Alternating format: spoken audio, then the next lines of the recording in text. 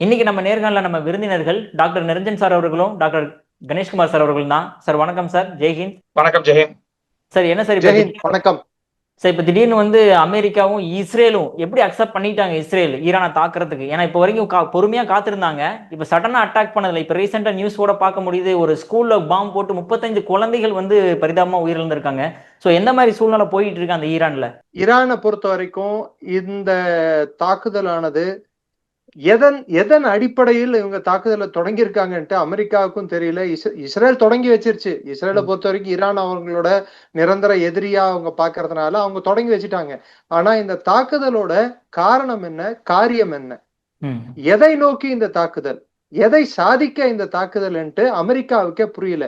ஒருவேளை எப்ஸ்டீன் ஃபைல்ஸ்ல இருந்து ட்ரம்பை தற்காத்து கொள்ள ஈரானை தாக்குகிறாரா, அல்லது அமெரிக்காவில் வரப்போற தேர்தல் சூழலுக்கு ஏற்றவாறு அவர் ரேட்டிங் கம்மி ஆயிட்டே போயிட்டு இருக்கு. ஸோ அவர் செல்வாக்கை உயர்த்தி கொள்ள இந்த தாக்குதலை நடத்தியிருக்காரான்ட்டு நம்மளுக்கு தெரியல. ஏன்னா இதே ட்ரம்ப் வந்து டெத் டு அமெரிக்கா அப்படின்னு சொல்லிட்டு ஈரான் சொல்லிட்டே இருந்தாங்க. அதனால்தான் நாங்க ஈரானை இப்போ தாக்கணும். 27 வருஷமா சொல்லிட்டு இருந்தது இப்பதான் இவர் காதுல போட்டிருக்கா, கேட்டிருக்கா. அப்ப 27 வருஷமா இவர் காது என்ன ஆச்சு? இதுக்கு முன்னாடி ஒரு 4 வருஷம் இவர் ஜனாதிபதியா இருந்தாருல்ல, அப்ப என்ன பண்ணாரு? சரி, ஓகே, 27 வருஷமா டெத் டு அமெரிக்கான்னு சொன்னதுனால ஈரானை தாக்கியிருக்காரு. 27 வருஷத்துக்கு முன்னாடியே, இன்னும் சொல்ல போனா 1998லயே 95லயே Ramzi Yousef WTC first attack எடுத்துக்கோங்க, இல்ல செகண்ட் அட்டாக் 2001ல எடுத்துக்கோங்க. அந்த உசாமா பின் லாடன் ஒருத்தர் இருந்தாரு. அவர் எந்த நாட்டுல இருந்தாரு? 1977ல சீஜ் ஆஃப் மெக்கா நடக்கும் போது அமெரிக்க எம்பசியை கொளுத்துனாங்களே ஒரு நாடு, அவங்களும் டெத் டு அமெரிக்கா தானே சொல்லிட்டு இருந்தாங்க. அப்போ இவர் எங்க இருந்தாரு? அந்த நாட்டோட ஃபீல்ட் மார்ஷல் தான் மை ஃபேவரட் ஃபீல்ட் மார்ஷல். எது ஃபீல்ட் மார்ஷல், ஃபேவரட் ஃபீல்ட் மார்ஷல்னு இவர் தானே பறைசாற்றியது. டெத் டு அமெரிக்கான்ற ஸ்லோகன் ஈரானோட 10 மடங்கு அதிகமா ஒழிச்சது எந்த நாடுன்னு பாத்தீங்கன்னா பாகிஸ்தான். அத ரெண்டாவது நார்த் கொரியா கிட்ட அணு ஆயுதம் வந்துருச்சான், அது மாதிரி ஈரான் கிட்டயும் வந்துருமா? இருக்கிறதுலயே இன்டர்நேஷனல் ரோக் ஸ்டேட் எதுன்னு கேட்டா பாகிஸ்தான் தான். யாருக்கு வேணாலும் விலை போகிற நாடு அது. நீ வாங்கிக்கிறியான்னு கூவி கூவி பாம்பை விற்பாங்க அவங்க. முதல்ல அவங்க பாம்ஸை டிசாம் பண்ண வேண்டியது தானே. அதுக்கு பதிலாக அவங்களுக்கு வெப்பன் கொடுத்தது நீ தானே. Exactly. So this is the typical American double standards. ரெண்டாவது, அமெரிக்காவோட எண்ணெய விற்பனையை அதிகமாக்கணும்னு நினைச்சாங்கடான்னா அதுக்கு ஏன் மொத்த வளைகுடா நாடுகளை பழி வாங்கணும்? எனக்கு சுத்தமா இந்த போரோட நோக்கம் புரியல. எனக்கு ஐ அம் பேஃபில்ட் அப்படின்வாங்க தெரியுங்களா, really I am baffled. Okay sir Ganesh sir, அதே மாதிரி இப்போ இன்னொரு கேள்வி என்ன எழுது அப்படின்னா, இஸ்ரேலும் அமெரிக்காவும் சேர்ந்து ஈரான் அட்டாக் பண்ணாங்க. ஆனா ஈரான் வந்து இருக்கக்கூடிய எல்லா கல்ஃப் கண்ட்ரிஸுமே, குவைத்து, கத்தாரு, அபுதாபி, அப்புறம் இப்ப சவுதி அரேபியா மேலேயும் கையை வச்சிட்டாங்க. இருக்கு எல்லா நேரத்தையும் அட்டாக் பண்றாங்களே, என்ன சார் நோக்கம் சார் அவங்களோட ஈரான்? நல்ல கேள்வி, அதுக்கு நான் பதில் கொடுக்குறேன். Ganeshkumar sir, with your permission please. இது வரைக்கும் ஈரான் அட்டாக் பண்ணிருக்கிறது எல்லாமே counter force targets, no counter value targets. அமெரிக்காவோட தளவானங்கள், அமெரிக்காவோட கிடங்குகள், இததான் அவங்க தாக்கி இருக்காங்க.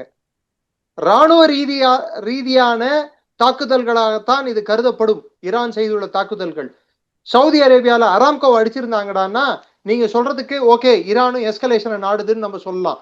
சவுதி அரேபியால மற்ற இடங்களை அடிச்சிருந்தாங்கன்னா இது அவங்க வந்து ஒருவேளை மன்னரோட மாளிகையோ, இல்ல யுஏஇ மன்னரோட மாளிகையோ, இல்ல குவைத் மன்னரோட மாளிகை, பெஹ்ரின் மன்னரோட மாளிகை, கொத்தார் மன்னரோட மாளிகை, இந்த மன்னர்களோட மாளிகைகள் எல்லாம், இல்ல அவர்களோட சொகுசு பங்களாக்கள், அவர்களின் மற்ற ஆட்சியில் இருக்கும் அவர்கள் அரச குடும்பத்தை சேர்ந்தவர்கள் மீது தாக்குதல் நடந்திருந்தால் அப்போ நம்ம சொல்லலாம். இல்ல பொதுமக்கள் மீது நடந்திருந்தால் சொல்லலாம். ஈரான்ல ஸ்கூல் மேலே அடிச்சிருக்காங்களே நீங்க சொன்ன மாதிரி, சரமாரியா தாக்குதல் நடந்திருக்கு. அது மாதிரி அட்டாக் வந்து ஈரான் பண்ணலையே. ஈரான் தாக்கியிருக்கிறது எல்லாமே கவுண்டர் ஃபோர்ஸ் டார்கெட்ஸ், அமெரிக்காவின் ராணுவத்தின் மீது குறிவைத்து நடத்தப்பட்டுள்ள தாக்குதல்கள். அமெரிக்க ராணுவம் செயலிழக்க வேண்டும் என்பது ஈரானின் குறிக்கோளாக இருப்பதால் தான் இந்த சேச்சுரேஷன் ஸ்ட்ரைக் ஈரான் பண்ணியிருக்கு. It is called a saturation strike. Saturation ஸ்ட்ரைக்னா ஒட்டுமொத்த அந்த மொத்த ரீஜனையும் அவங்க அடிச்சு துவம்சம் பண்ணணும். எங்கெல்லாம் அமெரிக்காவுக்கு யாரெல்லாம் பேஸ் கொடுத்தாங்களோ அங்கெல்லாம் அடிப்போனார். ரெண்டாவது, இந்த இஸ்லாமிய நாடுகளே கூட ரமதான் காலத்தில் ரம்ஜான் காலத்தில் இது போன்ற ஒரு தாக்குதலை இஸ்ரேலுக்கும் இது ஷபாத் காலம், சனிக்கிழமை அவங்களுக்கு ஷபாத்து. நேத்து ஃபர்ஸ்ட் ஃப்ரைடே நினைக்கிறேன், ரம்ஜான் தொடங்கி முதல் ஃப்ரைடே நினைக்கிறேன். இது ரொம்ப முக்கியமான நாளுங்க. நம்ம அந்த மதத்தை நம்புறோம் நம்பாம போறோம், அது எல்லாம் அப்பாற்பட்ட விஷயம். மனிதம் என்பது ஒண்ணு தானே, உயிர் ஒண்ணு தானே. அரக்கத்தனத்துக்கு இன்னொரு அரக்கத்தனம் வந்து பதிலாகுமா? சோ ஈரான் பண்ணிருக்க ஸ்ட்ரைக் வந்து மொத்த அமெரிக்கன் ஃபைட்டிங் கேப்பபிலிட்டி, அவர்கள் வீரர்கள் போர் புரியும் தன்மையை குறைக்குமாறு தாக்குதல்கள் நடைபெற்றுள்ளன. இந்தியா கூட ஆபரேஷன் சர்ஜிக்கல் சிந்தூர்ல என்ன பண்ணோம், எடுத்துட்டு போய் அடின்னு அடிச்சோம். எதை அடிச்சோம்? அவங்களோட ஏர்பேசஸ் அடிச்சோம், ஏடிசி டவர்ஸ் அடிச்சோம். அந்த போர்ல சப்போஸ் அவங்களோட வீரர்கள் பலியுற்றார்கள் என்றால் அது வீரமரணம் சொல்லுவோம். பாகிஸ்தான் மாதிரி முதுகெலும்பு இல்லாதவங்க தான் எங்கெல்லாம் மக்கள் வசிக்கிறார்களோ, பள்ளிக்கூடங்கள் இருக்கின்றதோ, புனித ஸ்தலங்கள், கோவில், சர்ச்சு இதெல்லாம் இருக்கோ அதை நோக்கி குண்டு போடுறது, அதை நோக்கி குண்டு போடுறது. அந்த வேலையை வந்து இந்தியா பண்ணாது. கிட்டத்தட்ட அதே மாதிரிதான் ஈரானோட ஸ்ட்ரைக்கையும் நான் பாக்குறேன். ஆனா இதே அட்டாக் வந்து இஸ்ரேல் மேல எப்படி இருக்க போகுதுன்னு பாத்தீங்கன்னா, அவங்க கவுண்டர் வேல்யூ கவுண்டர் ஃபோர்ஸ்னு அவங்க வித்தியாசம் பார்க்க மாட்டாங்க. அவங்க எல்லா இடத்து மேலேயும் தான் குண்டு போடுவாங்க. அது காரணம் என்னடானா, இஸ்ரேலோட மொத்த நிலப்பரப்பே 22,000 சதுர ஸ்கொயர் கிலோமீட்டர். இன்னொரு காரணம், அங்க எது மிலிட்டரி பேஸ் இல்ல, எது வந்து சிவிலியன், எது மிலிட்டரின்னு நம்மளால வித்தியாசப்படுத்த முடியாது. உதாரணத்துக்கு ஹைஃபா போர்ட் வந்து அது ராணுவ ரீதியிலாவும் முக்கியத்துவம் வாய்ந்த போர்ட்டு, வர்த்தக ரீதியிலும் முக்கியத்துவம் வாய்ந்த ஒரு துறைமுகம். இதுல கொடுமை என்னடான்னா, அந்த துறைமுகத்துல பணம் போட்டிருக்கிறது நாம தான், அதானி. இங்க சாபஹாரியும் முடிச்சிட்டாங்க, அங்க ஹைஃபாவையும் முடிச்சிட்டாங்க. ஆனா இதனால இன்னொன்னு என்ன நடக்க போகுது, வளைகுடா பகுதியிலேருந்து வரக்கூடிய எண்ணெயை வந்து ஈரான் முடிச்சிட போகுது. அடுத்து 10-15 நாளைக்கு உலகம் எண்ணெய் இல்லாம தத்தளிக்கும். இதனால அமெரிக்கா வந்து ஜாலியா எண்ணெயை வித்துட்டு உட்காந்துட்டு இருப்பாங்க. அதே போல் இதனால் பலனடையக்கூடிய நாடு எதுன்னு இன்னொரு நாடு என்னன்னு பார்த்தோம்னா ரஷ்யா. அவங்க எண்ணெயை விற்க ஆரம்பிப்பாங்க.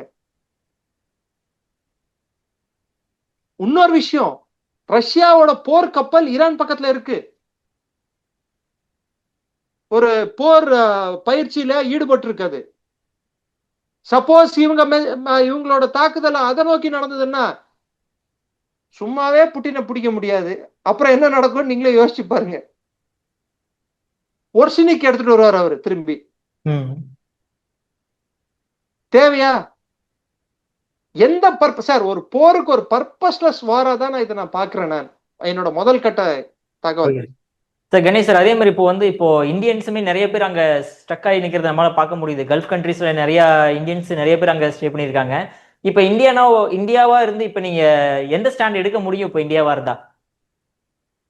இன்னைக்கு காலையில இருந்து பாரத பிரதமர் நரேந்திர மோடி அவர்களுடைய ட்விட்டர் ஹேண்டில் பாருங்க, வெளியுறவுத்துறை அமைச்சர் ஜெய்சங்கரோட ட்விட்டர் ஹேண்டில் பாருங்க, அப்புறமா எல்லா மத்திய அமைச்சர்களுடைய ட்விட்டர் ஹேண்டில் பாருங்க. எதுலயுமே இதை பத்தி செய்தி எதுவுமே கிடையாது. ஏன்னா இது வந்து நம்ம வந்து வெயிட் பண்ணி தான் ஆடணும். இந்த கேம் வந்து நீங்க அவசரப்பட்டு எமோஷன் கொட்டுற அளவுக்கு ரெண்டு பக்கமும், நான் சொல்றது வந்து ஈரான் பக்கமும் நம்ம சாய முடியாது, இஸ்ரேல் பக்கமும் சாய முடியாது. இது வந்து சகோதர யுத்தம். To be frank, like all of them are Abrahamic religion. அப்ரஹாம்ல இருந்து வந்ததுதான் யூத கிறிஸ்துவம், யூத கிறிஸ்துவத்துக்கு அப்புறமா வந்தது இஸ்லாம். ஸோ எல்லாமே யூத கிறிஸ்துவ இஸ்லாம் அப்படின்ற 3 மதத்துக்கும் காமனான ஒரு இது வந்து அப்ரஹாம் அப்படின்ற ஒரு இறை தூதர்னு சொல்லிட்டு ஆரம்பிக்குது. சோ அது அந்த மாதிரி 3 பேருமே இது வந்து சகோதர யுத்தம் தான். ஏன்னா இது வந்து யார் யாரெல்லாம் இன்வால்வ்டுன்னு பாருங்க. Israel involved, Jews, America involved. America is not a Christian country, but they wanted to become a Christian country. நான் திரும்ப சொல்றேன், அமெரிக்கா வந்து no, it is stolen land from Native Americans. It is stolen land from the native people and then they have அவங்களோட காயின்லயே கிளியரா சொல்லிருக்கு, we trust in God, இ பெல்பரஸ் காட். யூனஸ். அவ்வளவுதான்.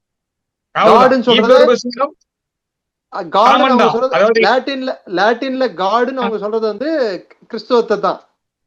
இல்ல அது யூத கிறிஸ்துவம் அகைன், லைக் அது வந்து ஜூயிஷ் கிறிஸ்டியன்ஸ். ஆனா அந்த காயின்ல இருக்கக்கூடிய symbols, most of the American கரன்சில இருக்க சிம்பாலஜி எல்லாம் it goes well with Judaism as well as Jewism.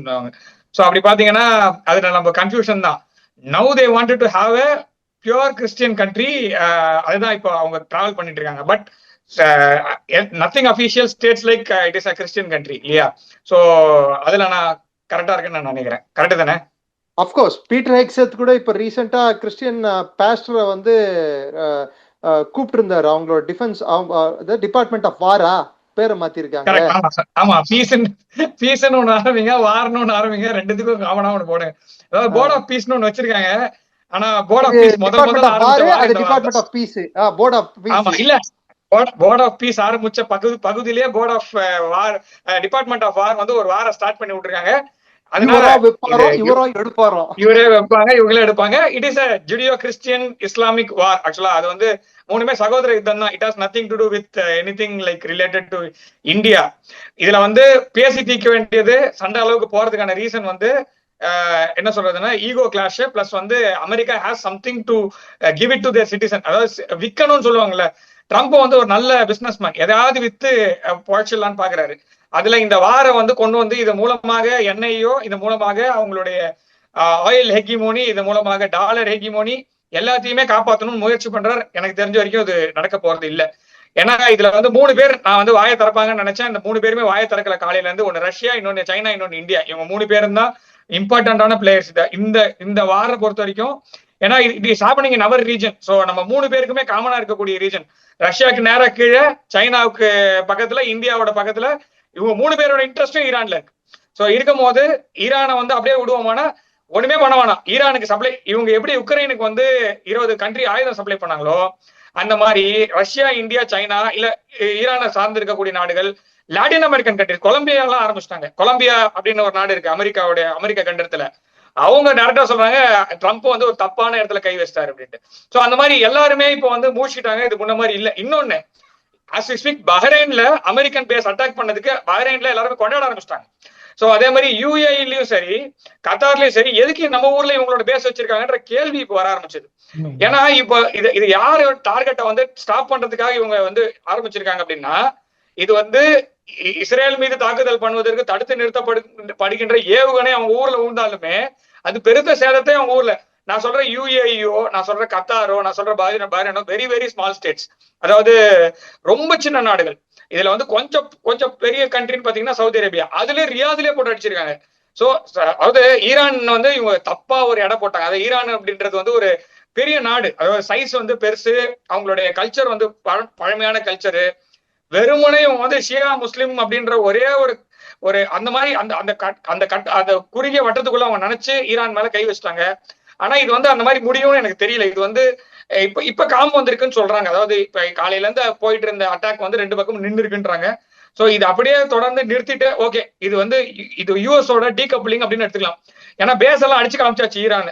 So இதுக்கு மேல இந்த பேஸ் ஆக்சுவலா நீங்க இன்னொரு சைடும் பார்க்கணும். அதாவது அமெரிக்கா வந்து ஜப்பான்ல இருந்து, அப்புறமா வந்து டைவான்ல இருந்து, கொரியால இருந்து அவங்களுடைய படைபலத்தை பின் எடுத்துக்கொள்கிறார். அதாவது பேச மூடுறாங்க, கொஞ்சம் கொஞ்சமா மூடுறாங்க. Like they are going out of Asia Pacific from the eastern ஃப்ரண்ட்ல இருந்து போறாங்க அவங்க. சோ இப்போ வந்து உங்களுக்கு வெஸ்ட் ஏசியால இருந்து வெளில போறதுக்கு ஒரு எக்ஸிட் பிளான் வந்து இருந்ததுன்னா, if they want to do it, they do it now. அதாவது சைகன்ல இருந்து வெளில போன மாதிரி, ஆப்கானிஸ்தான்ல இருந்து வெளில போன மாதிரி, இப்ப யுக்ரைன்ல வந்து ரொம்ப அவமானப்பட்டு எப்படி போறதுன்னு தெரியாம மூஷன் இருக்க மாதிரி, அந்த மாதிரி மாட்டாம ஓரளவுக்கு ஓகே கீழே விழுந்தாலும் மண்ணு ஓட்டலான்னு வெளில போனோம்னா, இந்த சமயத்துல பேச்சுவார்த்தை நடத்திட்டு வெளியில போறது மாத்திரம் தான் அமெரிக்காவுக்கு நல்லது. இன்னொன்னு, இதுல 2 இடத்துல கை வைக்கிறாங்க அவங்க. அதாவது 2 ரூட், ட்ரேட் ரூட்டையுமே அவங்க வந்து அஃபெக்டிங் த ட்ரேட் ரூட்ஸ்ன்றதுதான் இதுல. இன்னொன்னு, 1945 இல்ல அதுக்கு முன்னாடி 1918 17 அதுக்கு முன்னாடி. சோ அமெரிக்கா வந்து தனியா ஒரு போரை எப்போதும் செய்ததே இல்லை. அது வந்து அமெரிக்கா வந்து முன்னாடி ஒருத்தனை நிக்க வச்சு அதுக்கு பின்னாடில இருந்து சண்டை போடும். ஓகே, எப்பவுமே இது வந்து வேர்ல்டு வார் 1, வேர்ல்டு வார் 2, அப்புறமா வியட்நாம்ல, அப்புறம் ஆப்கானிஸ்தான்ல, அப்புறமா ஈராக்ல, சிரியால எல்லாத்துலயுமே கும்பல் தான். சோ எதுவுமே வந்து தனியா அமெரிக்கா அப்படின்ற தனி கண்ட்ரி போனதே இல்லை. ஃபுல்லா நேட்டோ அப்படின்ற ஒரு கவர்ல போவாங்க. அப்படி இல்லைன்னா இப்ப இஸ்ரேல 3 நாளா கெஞ்சிட்டு இருக்காங்க. இஸ்ரேல் கிட்ட அமெரிக்கா 3 நாளா கேட்டுட்டு இருக்காங்க, தயவு செய்து நீங்க ஈரான் மேல ஒரு தாக்குதல் செய்யுங்க, அதுக்கப்புறம் நாங்க பாத்துக்கிறோம். சி திஸ் இஸ் த அதாவது இத மாதிரி ஒரு கவர்ட்டா ஒரு ஆபரேஷன் பண்றது வந்து எந்த அளவுக்கு நல்லதுன்னு தெரியல. பாரத பிரதமர் நரேந்திர மோடி இஸ்ரேல்ல இருக்காரு, அதனால இவங்க 3 நாள் தள்ளி போட்டாங்களே தவிர, இல்லைன்னா இஸ்ரேல முன்னாடில இருந்தே அவங்க பிரஷர் கொடுத்துட்டு தான் இருக்காங்க. முதல்ல இருந்து அவங்க டார்கெட் என்னன்னா இஸ்ரேலை முதல்ல தாக்குதல். நீங்க நியூஸ் பேப்பர் எடுத்து படிங்க, last 3 days 4 days news paper எடுத்து படிங்க, வெஸ்டர்ன் மீடியால இருக்கிற எல்லா நியூஸ் பேப்பர் எடுத்து படிச்சு பாருங்க, எல்லாத்துலயுமே ஒரே மென்ஷன் தான் இருக்கு, இஸ்ரேல முதல்ல அடிக்கணும், இஸ்ரேல முதல்ல தாக்குதல் பண்ண வச்சுட்டு பின்னாடி நாங்க கவர் பண்றோம்னு. இதுதான் நடந்துட்டு இருக்கு. இன்னொன்னு, இந்த பேசஸ் எல்லாம் எதுக்காக வச்சிருந்தாங்களோ அந்த பர்பஸே இனிமேல் சால்வ் ஆக போறது இல்ல. இப்ப எதுக்காக அமெரிக்காவோட பேசஸ் அந்த இடத்துல இருந்ததுன்னா ப்ரொடெக்ஷன். ஆனா அந்த ப்ரொடெக்ஷன் தேவைப்படுறதே இவங்க பண்ற தப்புனாலேயோ இவங்களோட ப்ராப்ளம்னாலேயோ தான். இப்ப ஈரான் மீது இவர்கள் கை வைத்ததுனால் அமெரிக்கன் அசட்ஸ் தான் இங்க அடி வாங்குதே தவிர, இப்ப அமெரிக்கன் அசட்ஸ் அடி வாங்குறதுனால பஹ்ரைன்லயும் சரி, கத்தார்லயும் சரி, யுஏஇலயும் சரி, சவுதி அரேபியாலுமே கூட சரி பெரிய பிரச்சனை. இஸ்ரேலுக்கு பெரிய தலைவலி இது. இஸ்ரேல் வந்து இப்பதான் ஓரளவுக்கு சுமாரா நேத்தி தான் பாரத பிரதமர் போயிட்டு ஓரளவுக்கு பேசுற அளவுக்கு கொண்டு வந்தான். அடுத்த நாளே இதை பண்ணீங்கன்னா வேர்ல்டு ஸ்டேஜ்ல என்ன மரியாதை இருக்கும் ஒரு நாட்டு மேல? இது மாதிரி ஸ்கூல் அட்டாக் பண்றது, அப்புறமா வந்து பண்டிகை தினத்துல அட்டாக் பண்றது. ரெண்டாவது வந்து இந்த அட்டாக்ன்றதே தேவையே இல்லை. அதாவது எப்படி பாக்குறாங்க அப்படின்னா, வேர்ல்டு ஆர்டர்ல என்னென்ன ரூல்ஸ் எல்லாம் இருக்கோ, என்னென்ன ரூல் பேஸ்ட் ஆர்டர் வச்சிருந்தாங்களோ அந்த எல்லா ரூல் பேஸ்ட் ஆர்டரையும் யூஎஸ் உடைச்சிருக்கு. இதுதான் இப்ப நான் பாக்குறது. ஆக்சுவலா இதுக்கு மேல இது கண்டினியூ ஆகும் அப்படின்னா வேர்ல்ட்ல இருக்கிற எல்லா இன்ஸ்டிடியூஷன்ஸும் வேஸ்ட் ஆஃப் டைம் அப்படின்ற மாதிரி தான். அதே மாதிரி மற்ற நாடுகளுக்கெல்லாம் இறையாண்மைன்னு ஒண்ணு இருக்குதா, இறையாண்மைன்னு ஒண்ணு இருக்கணுமா, இல்ல அமெரிக்காவுக்கு அடிமை சாசனம் எழுதி கொடுத்து போயிடலாமா? இதற்கான பதிலை அந்தந்த எல்லா நாடுகளும் சேர்ந்துதான் பதில் அளிக்க வேண்டுமே தவிர, இது வந்து ஒரு தப்பான ஒரு முன்னுதாரணமாக அமெரிக்கா செய்திருக்கிறது. இந்த அட்டாக்கே தேவையில்லாத விஷயம். அதே மாதிரி இது வரைக்கும் சிவிலியன் பாப்புலேஷன் மேல அணு ஆயுதம் போட்ட ஒரே நாடு இவங்க நாடு தான், அமெரிக்கா தான். அதுக்கப்புறமா இன்று வரை 2 நாடுகள் மட்டும்தான் அணு ஆயுதத்தை பிரயோகம் செய்வோம் பயமுறுத்தது. ஒன்னு அமெரிக்கா, இன்னொன்னு நம்ம நாட்டு பக்கத்துல இருக்கிற ஒரு பிச்சைக்கார நாடு. இவங்க 2 பேர் தான் நம்ம உலகத்திலேயே அணு ஆயுதம் வச்சிருக்கிற மாதிரி. உலகத்துல வேற எவனுமே அணு ஆயுதம் வச்சிடலாத மாதிரி இவங்க 2 பேர் மாத்திரம் தான் அணு ஆயுதத்தை போடுவோம்னு வேலை காமிச்சிட்டு இருக்காங்க. ஆனா இது வந்து தவறான ஒரு முன்னுதாரணம். இது வந்து ஒரு உலகத்தில் ஒரு நம்பர் 1 கண்ட்ரின்னு சொல்லி கண்ட்ரியோடைய வேலை இது அல்ல. அதாவது இவரு போட்டிருக்காரு, ரஷ்யாவுடைய இவரு பிரைம் மினிஸ்டர் போட்டிருக்காரு, டிமிட்ரி மெட்வெடேவ் போட்டிருக்காரு. என்னன்னா 250 வருட பழமையான அமெரிக்கா என்கின்ற நாடு 2500 வருட பழமையான கலாச்சாரத்தை கொண்ட ஈரான் மீது தாக்குதல் செய்து யார் அமைதியானவர்கள் காமிச்சிருக்குன்னு. சோ இது தொடருமானால் அமைதின்றது பேரளவுல கூட இருக்காது உலகத்துல. சோ இவ்வளவுதான், இந்த அளவுக்கு தான் அவங்க இருக்காங்களே தவிர, இது வந்து அமெரிக்கா செய்தது மிக தவறான ஒரு முன்னுதாரணமாக எடுத்துக்கொள்ளலாம். இன்னொன்னு, இஸ்ரேல் வந்து பிரஷரைஸ் பண்ணி தான் இதை பண்ணிருக்காங்களே தவிர, இஸ்ரேலுக்கு வந்து இப்ப இருக்க நிலைமையில இஸ்ரேலுக்கு இது தேவையற்ற ஒரு பிரச்சனை. ஏன்னா அவங்க நாடு இப்பதான் அந்த காசா போர்ல இருந்து மீண்டு வந்திருக்கிறாங்க. இந்த சமயத்துல போயிட்டு ஈரான் கூட கூத்து வச்சுட்டு இப்ப இஸ்ரேல்ல எல்லா இடத்துலயும் not single place on Israel is not இந்த ரெட் அலர்ட்னு சொல்லுவாங்களா, அதுல இல்லாம இல்ல. சோ எல்லா இடத்துலயுமே தாக்குதல் நடத்துவதற்கான சாத்தியக்கூறு இருக்குன்னு. இது இப்போதைக்கு இஸ்ரேலுக்கு தேவையா அப்படின்னா, இப்போதைக்கு அமைதிதான் அந்த பிராந்தியத்தில் தேவை. அதற்கு அமெரிக்கா இந்த முடிவு எடுத்ததுன்னா இல்லை. ஓகே சார், நிரஞ்சன் சார், நீங்க சொல்லியிருந்தீங்க, அதாவது அவங்க வந்து அட்டாக் பண்ணது எல்லாமே வந்து அமெரிக்காவோட ஏர்பேஸ், அமெரிக்காவோட அந்த கேம்ப் மட்டும் தான் அட்டாக் பண்ணாங்க. Okay sir, counter force target தான் பண்ணாங்க. பட் ஆனா ஈரான் இவங்க அட்டாக் பண்ண உடனே இப்ப இருக்கக்கூடிய சவுதி அரேபியா ஆகட்டும், அபுதாபி ஆகட்டும், இவங்க எல்லாருமே ஒரு ஸ்டேட்மெண்ட் கொடுக்க ஆரம்பிச்சிட்டாங்க சார். அதாவது நீ எங்க மேல கை வச்சிட்டல, அடுத்து பாரு உங்களை நான் என்ன பண்ண போறேன் பாரு அப்படின்ற மாதிரி அவங்க ஸ்டேட்மெண்ட் கொடுக்க ஆரம்பிச்சிட்டாங்க. ஈரான் என்ன சொல்லிருச்சு, போற நீ ஸ்டார்ட் பண்ணி வச்சிட்ட, முடிக்கிறது உன் கையில கிடையாது, இனிமே என் கையில தான் இருக்குது, பாத்துக்கலாம் அப்படின்ட்டு. ஸோ ஸ்டார்ட் பண்ணது யாருன்னா இஸ்ரேலு, அமெரிக்கா. பட் ஆனா இங்க பத்திக்கிட்டு எரியுது வந்து கல்ஃப் கண்ட்ரிஸ் பத்திக்கிட்டு எரியுது சார். எதனால சார் அப்படி?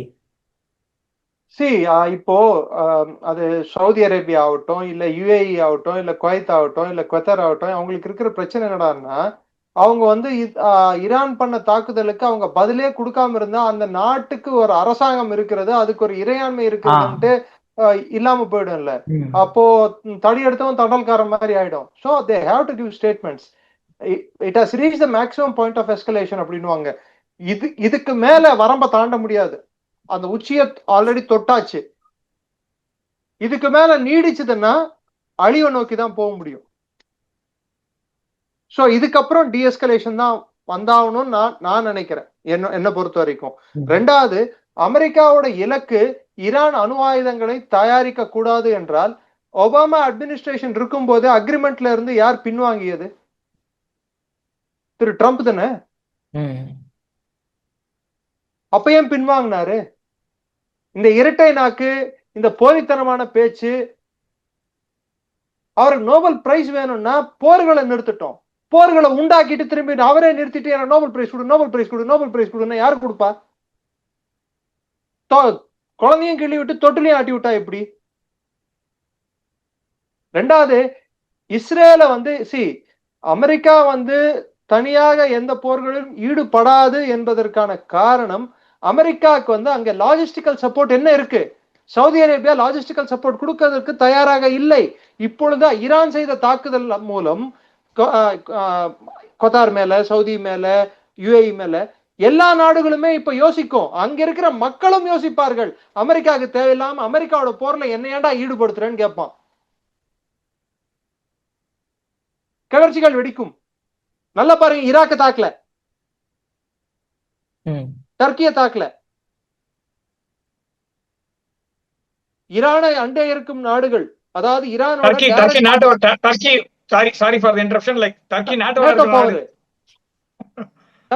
துருக்கியா வந்து நேட்டோவோட ஒரு முக்கியமான அங்கம்.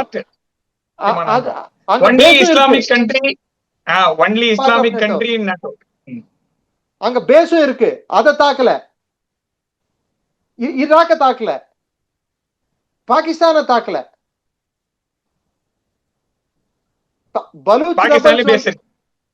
பாகிஸ்தான்லயும் பேஸ் இருக்கு. பாஸ்னியில பேஸ் கொடுக்க போய் தான் பலூச் ரெபல்ஸ் அதை போட்டு அடி அடி நடிச்சாங்க. பாஸ்னிய போட்டு கதார் பக்கத்துல இருக்கிற இன்னொரு போர்ட் அது.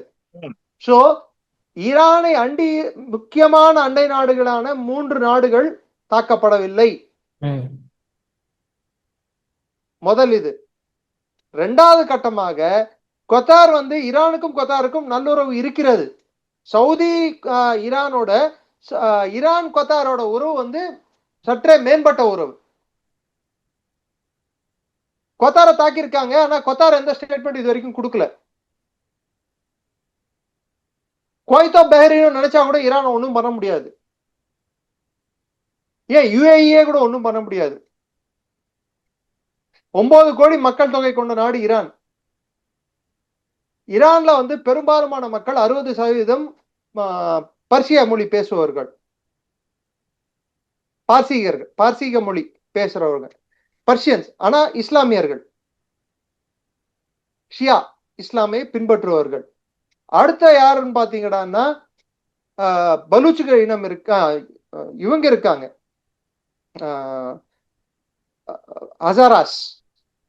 அசாரான்னு ஒரு இனக்குழு இருக்கு. அதுக்கப்புறம் பலூச்சுகள் இருக்காங்க. அதுக்கப்புறம் குர்துகள் இருக்காங்க. ஒரு பக்கம் குர்துகளை வந்து தூண்டி விடுறாங்க அமெரிக்கா.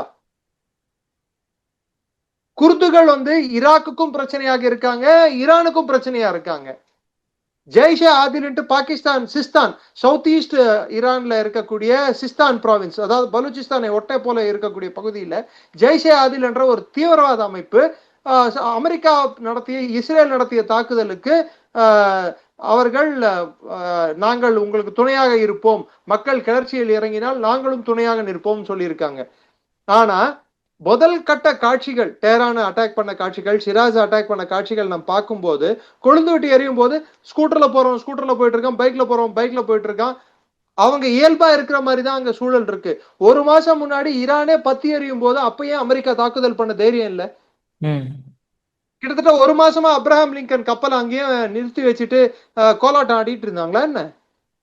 கெரால்ட் ஃபோல்ட்ல டாய்லெட் ஒர்க் பண்ணல, சொன்னா வேணும்ட்டே சாக்ஸ கட்டி அந்த இதுல போட்டு ஃப்ளஷ் பண்ணி அது வேணும்ட்டே பண்றாங்க அப்படின்றாங்க. சோல்ஜர்ஸ்க்கு வந்து சண்டை போடுறதுக்கு விருப்பம் இல்ல. அமெரிக்க படைகளுக்கு சண்டை போடுவதற்கு விருப்பம் இல்லை. ஏன்னா 50,000 மெரைன் சுத்தி இருக்காங்க. அவங்க வந்து ஈரான்ல நுழையணும்னா ஒண்ணு ஈராக் வழியா நுழையணும், இல்ல துர்க்கியா வழியா நுழையணும், இல்ல பாகிஸ்தான் வழியா நுழையணும் லேண்ட் இன்வேஷனுக்கு. வான்வெளி தாக்குதல்கள் இவங்க ஏவுகணைகளையும் ட்ரோன்களை வைத்து இவங்க அடிக்கலாம், அவங்க விமானங்களை வைத்து இவர்களை அடிக்கலாம். ஆனா நிலப்பரப்பின் மீது தாக்குதல் நடக்காமல் ஆட்சி மாற்றம் நடக்காது.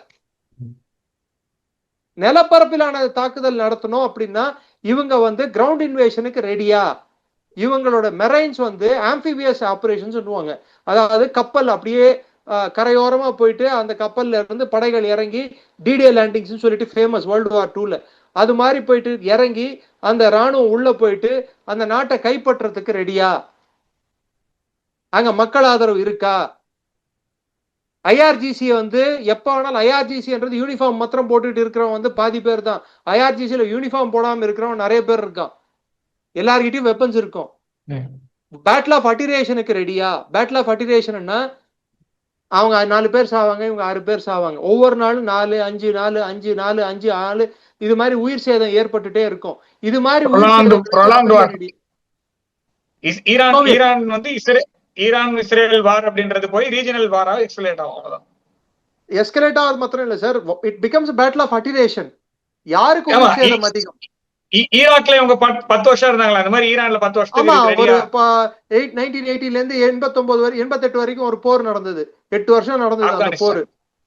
இல்ல ஈராக்ல இருந்தாங்க, ஆப்கானிஸ்தான்ல சோவியத் இன்வேஷனும், ஈராக்ல 10 வருஷம், லைனா 10 வருஷம் இவங்களுக்கு 10 வருஷம். 250 வருஷம்.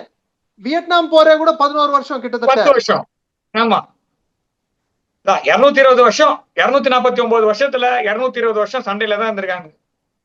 சோ இந்த மாதிரி போர்கள் மிச்ச வருஷம் அவங்க சிவில் வார்ல இருந்தாங்க சார். ஆமா அதுவும் கரெக்ட். உள்நாட்டு போர்ல இருந்தாங்க அவங்க. சோ எய்தர் உள்நாட்டு போர், இல்ல பக்கத்து மெக்சிகோ வம்புக்கு இழுக்கிறது, இல்ல கனடா வம்புக்கு இழுக்கிறது, இல்ல கியூபாவை வம்புக்கு இழுத்து ஸ்பெயினை துரத்தி அடிச்சது. இந்த போர்களில் ஈடுபட்டாங்க அமெரிக்கா. மொன்ரோ டாக்டரின் எடுத்து வந்தப்போ இந்த டொன்ரோ டாக்டரின்ன்றது வந்து டொண்டனகா டாக்டரினா மாறப்போகுது. டண்டனகா டாக்டரினா அப்படிதான் போயிட்டு இருக்கு நிலைமை சார். ஒரு போருக்கு மையப்புள்ளி எய்ம் இருக்கணும். இவங்க ரிஜிம் சேஞ்ச் நாடுறாங்கடான்னா இவங்க ராணுவத்தை உள்ள அனுப்பணும் சார். ராணுவத்தை உள்ள அனுப்புறதுக்கு ட்ரம்ப்புக்கு தைரியம் இருக்கா? இல்ல. அவங்க தலைநகரை கைப்பற்றணும். கமேனி ஆல்ரெடி வந்து இது மாதிரி தாக்குதல் நடக்க போகுதுன்னு சொல்லிட்டு கமேனியும் முஜாஹித் கமேனின்னு சொல்லிட்டு அவரோட பையன் 2 பேரும் வந்து அவங்க இருக்கக்கூடிய பேலஸை விட்டு கிளம்பிட்டாங்க. 200-300 அடியில இருக்கிற பங்கர்ல போய் இருக்காங்க. அதுக்கு இஸ்ரேல் பிளேனாலையும் தாக்க முடியாது, அமெரிக்க பிளேனாலையும் தாக்க முடியாது அந்த பங்கரை. மேசூத் பெசஸ்கியான் அவங்க ஜனாதிபதியும் போயிட்டு அவரும் வந்து பங்கர்ல இருக்காரு. ஆமா சில முக்கியமான கமாண்டர்கள் கொல்லப்பட்டுள்ளார்கள். அதே போல் மற்ற நாடுகளிலும் அமெரிக்கா ட்ரம்ப் காலையில சொன்ன ஸ்டேட்மெண்ட் நான் சொல்றேன், உயிர் சேதங்கள் இந்த போரில் நடைபெறும் அப்படின்னு இப்படி தலையாட்டினாரு. உன் பிள்ளையோ ஜெராட் குஷ்னரோ இல்ல உன் மருமகனோ பிள்ளையோ யாராவது ஆர்மியில இருந்தா இது மாதிரி பேசி இருக்க மாட்டாரு. அது மாத்திரம் பிரச்சனை இல்ல. இவர் வந்து இந்தியா, சாரி ஃபார் இன்டரப்ஷன், இவர் வந்து இந்தியாவை பற்றி அவருடைய ஷோ2ல பேசுறாரு. ஸ்டேட் ஆஃப் த யூனியன் அந்த இதுல வந்து அவர் பேசும்போது என்ன சொல்றாருன்னா, இந்தியா பாகிஸ்தான் மீது போர் தொடுத்ததை நான் நிறுத்தினேன். அப்படி நான் நிறுத்தலன்னா 3 கோடி பேர் கொல்லப்பட்டிருப்பாங்க. பாகிஸ்தானுடைய பார்லிமெண்ட் மீது அட்டாக் பண்ணிருப்பாங்க. அதாவது இவரு கொல்லப்பட்டிருப்பார், ஷபாஸ் ஷெரீப் கொல்லப்பட்டிருப்பார். இவர் தான் சொன்னார் 2 நாள் முன்னாடி. இப்ப இவர் என்ன பண்ணிருக்காங்க? இவங்க ஆயத்துல்லா கமேனியை போட்டு அட்டாக் பண்றது ஒரு நாட்டோட attempt on a civilian leader, அவ்வளவுதான். ஓகேவா? இவர் பிரசிடென்ட் கொண்டுட்டாங்கன்னு காலையில சொன்னாங்க, அப்புறம் அவரு நடந்து போறாரு, ஒன்னும் பிரச்சனை இல்லைன்னு. சோ இங்க பிரச்சனை வந்து இவங்க பண்றது எல்லாத்தையும் அமைதி நாடான இந்தியா மீது திணிக்கிறார்கள். இதுதான் இவர் வந்து அவரோட நாட்டுல சொல்லும் போது இந்தியா வந்து ஷபாஸ் ஷெரீஃபை கொண்டு இருப்பார்கள், அப்புறமா 3 கோடி பேர் பாகிஸ்தான்ல செத்து இருப்பாங்கன்னா நீங்க தான் இதை பண்ண. நீங்க உங்களுக்கு இன்ஃபர்மேஷனுக்கு ட்ரம்ப் சொல்ற பொய்யெல்லாம் வந்து நம்ம எடுத்துக்க முடியாது. அதுக்கு காரணம் என்னடான்னா, நேத்து நடந்த தாலிபான் நடத்திய தாக்குதல்ல ஷாபாஸ் ஷெரீஃபோட வீட்டுக்கு 5 கிலோமீட்டர் தொலைவில் அவங்களால ட்ரோன் அடிக்க முடிஞ்சது. தாலிபானால ட்ரோன் வச்சு அடிச்சாங்க ஷாபாஸ் ஷெரீஃப்க்கு வீட்டுக்கு 5 கிலோமீட்டர் தள்ளி. ஆனா நம்ம ஷாபாஸ் ஷெரீஃப் இல்ல, எந்த ஒரு அவங்களோட சிவிலியன் அமைப்பு கட்டடங்களை எதுவுமே நம்ம தாக்குதல் அடிச்சோம். நூர்கான் பேஸ மாத்திரம் அடிச்சோம், ராவல்பிண்டியை மாத்திரம் அடிச்சோம். துல்லிய தாக்குதல் நம்மளோட கரெக்டான, அதாவது அந்த வெண்டல உள்ள போச்சுல, அந்த அளவுக்கு நம்மளுடைய தாக்குதல் இருந்தது. அவ்வளவுதான். நேத்து கூட தான் பாகிஸ்தான் குண்டு போட்டிருக்காங்க. குண்டு எங்க போட்டாங்க? பிளே கிரவுண்ட்ல எடுத்துட்டு போய் குண்டு போட்டிருக்காங்க F-16 வச்சுக்கிட்டு ஆப்கானிஸ்தான்ல. இன்னைக்கு ஸ்கூல்ல போய் குண்டு போட்டிருக்கு அமெரிக்கா. இனிமேல் F-16 ஃபெயில்டு 16 பேரு மாத்திரலாம். அது பேரு இல்ல, அதுக்காக அதை மாத்திரமே வச்சிருக்காங்க. சார் கணேஷ் சார், கடைசியா ஒரு சின்ன கொஸ்டின் பிரீஃபா. அதாவது இப்ப சின்னதா வந்து இந்த ஒன் டேல வந்து நிறைய விஷயங்கள் நடந்துருச்சு. நிறைய இந்த பக்கம் பாம்பு போடுறாங்க, அந்த பக்கம் பாம்பு போடுறது, பேலிஸ்டிக் மிசைல் எல்லாம் யூஸ் பண்ணதெல்லாம் சொல்றாங்க. சோ இதோட sir 1 minute ballistic missile use பண்ணா, பெலாஸ்டிக் மிசைல்ன்றது வந்து இதுக்கு பெரிய ஒரு கட்டமைப்பு கொடுக்குறாங்க. Ballistic missile when it is mated with a nuclear device only, it is a potent weapon. Okay, அதுதான் பெரிய விஷயம். இது நார்மல், இது நார்மல் வாரண்ட் தான், பெரிய விஷயம் நியூக்ளியர் வாரண்ட் கிடையாது. Okay sir. சார் இப்ப இந்த வார்ல வந்து யார் ஜெயிச்சதா பாப்பீங்க நீங்க இந்த ஷார்ட் டைம் பீரியட் ஆஃப் டைம்ல? இதுல யாரும் ஜெயிக்கவும் மாட்டாங்க, இதுல ஜெயிக்கவும் யாரும் மாட்டாங்க, தோக்கவும் மாட்டாங்க. இதுல அப்பாவி மக்கள் கொல்லப்படுவார்கள். இந்த இருக்கிற விஷயம் அப்படியே கண்டினியூ ஆகும், எந்த ஒரு மாற்றமும் வராது. எண்ணெய் விலை கூடும். வழிபாதைகள் 2 இருக்கு, ஒன்னு IMEC, இன்னொன்னு வந்து INSTC. இது 2ம் பாதிக்கப்படும். இந்தியாவோட 2 போர்ட் இருக்கு, ஒன்னு நம்மளுடைய சாபஹார் போர்ட், இன்னொன்னு ஹைஃபா போர்ட். இது 2மே பாதிக்கப்படும். இருக்கிற டாலர்லயே ஆயில வாங்குறதுக்கு என்ன வைக்கிறதுக்கு உலக நாடுகள் எல்லாத்தையும் டாலர்லயே வா, நான் சொல்றபடி கேளு, நான் சொல்றதுதான் சட்டம் அப்படின்றதுக்கு அமெரிக்கா என்னென்ன அழுத்தம் கொடுக்க முடியுமோ எல்லாத்தையும் கொடுக்கும். இந்தியாவும் சைனாவும் ரஷ்யாவும் எப்படி ரியாக்ட் பண்றாங்களோ அதை பேஸ் பண்ணி தான் இதுல வெற்றி தோல்வி அமையும். இதுல வெற்றியும் கிடையாது, தோல்வியும் கிடையாது. இதுல நியூ வேர்ல்டு ஆர்டர் வரணும்னா இந்தியாவும் சரி சைனாவும் சரி ரஷ்யாவும் சரி அமைதி காக்க வேண்டும், வேற வழியே கிடையாது. இதுல வந்து நிறைய பேர் கொல்லப்படுவாங்க பண்ணுவாங்க. அமெரிக்கா 1915 இருந்து 18 வரைக்கும் என்ன பண்ணாங்களோ அதை தான் நம்ம பண்ணோம். அமெரிக்கா 1939 இருந்து 42 வரைக்கும் என்ன பண்ணாங்களோ அதை தான் நம்ம பண்ணோம். அதே மாதிரி அதாவது we have to wait for a long time. இது ஒன்னெல்லாம் மாறாது. அதாவது அவனையே போய் குழியில விட இருக்கிற நம்ம வேடிக்கை பற்றி தான் ஆகணும். அதனால வெற்றி தோல்வின்றது ஒரு நாள்ல எல்லாம் முடியாது. It will take long time, அவ்வளவுதான். இப்போதைக்கு வளைகுடா நாடுகள்ல இருக்கக்கூடிய மக்கள் தான் முடிவு செய்ய வேண்டும், அவங்க ஊர்ல அமெரிக்கா பேஸ் இருக்கணுமா வேணாமா. ஒரே ஒரு விஷயம் தான், it's a battle of self preservation. Self preservation தான். ஈரான் அவர்களின் ஆட்சியையும் அவர்களின் IRGC-யையும் அவர்களின் அந்த நிலப்பரப்பையும் எப்படி தக்க வைத்துக் கொள்வார்கள், ஸ்ட்ரெய்ட்ஸ் ஆஃப் ஹார்மூஸை எப்படி கண்ட்ரோல் பண்ண போறாங்க. அமெரிக்காவை பொறுத்த வரைக்கும் அவங்க வந்து மெரைன்ஸ் அனுப்பாம ஈரானை திரும்பி எப்படி நெகோசியேட்டிங் டேபிளுக்கு எடுத்துட்டு வர போறாங்க, எப்படி அவங்க அணு ஆயுதங்களை உற்பத்தி செய்யாமல் தடுக்க போகிறார்கள், ரஷ்யா எப்படி ரியாக்ட் பண்ண போகுது, சைனா எப்படி ரியாக்ட் பண்ண போகுது, இந்தியா எப்படி ரியாக்ட் பண்ண போகுது. இந்தியாவோட ரியாக்ஷன் இங்க குரூஷியல். ஏன்னு கேட்டீங்கன்னா, அரேபியன் பெனின்சுலா, அந்த அரேபியன் சீல, அந்த மொத்த பகுதியில வளைகுடா பகுதியிலே ஒரு அப்பார்ட் ஃப்ரம் அமெரிக்கா ஒரு ப்ளூ வாட்டர் நேவி அப்படின்னா இந்தியா மாத்திரம்தான். Okay sir. Straits of Hormuz cut off ஆயிடுச்சுன்னா, ஸ்ட்ரெய்ட்ஸ் ஆஃப் ஹார்மூஸ் இல்ல அப்படின்ற நிலை வந்தது என்றால் மற்ற நாடுகளுக்கு எண்ணெய் வந்து சுத்திகரித்து அனுப்பக்கூடிய திறன் இருக்கக்கூடிய நாடு இந்தியா மட்டும்தான், ரஷ்யா கிட்ட வாங்கி. So the role of India is watched. Okay sir, thank you sir. Sir ஏன்னா இப்போ கரெக்டாக 40. Okay sir. சார் உங்க அற்புதமான கருத்துக்களை இளையபாரணியரோட பகிர்ந்ததற்கு மிக்க நன்றி சார். ஜெய்ஹிந்த்.